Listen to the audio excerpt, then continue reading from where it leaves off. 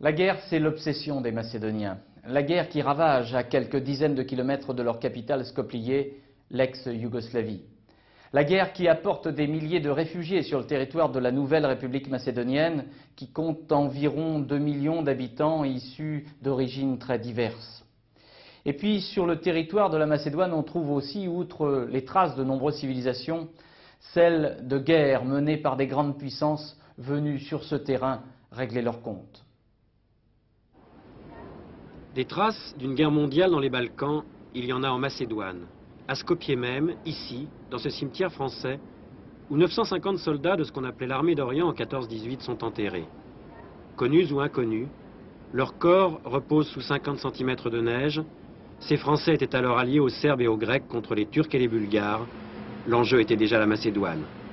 En 1993, Skopje est donc la capitale d'une toute jeune république.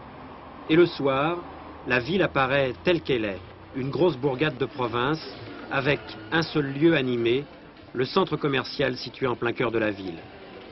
Pas grand monde dehors, et pas seulement à cause du froid, aujourd'hui il fait moins 28 degrés, mais parce que Skopje est rongé par deux angoisses, la crise économique, les gens n'ont plus d'argent, et la peur de la guerre qui prend tout le monde au ventre.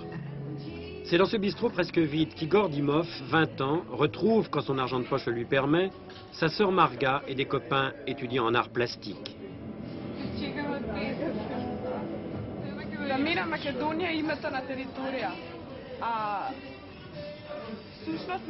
Lorsque la caméra les a surpris, malgré les sourires, il était question à cette table de sujets graves, dictés par l'actualité. Igor et ses copains sont désorientés. La communauté internationale ne reconnaît toujours pas la République de Macédoine.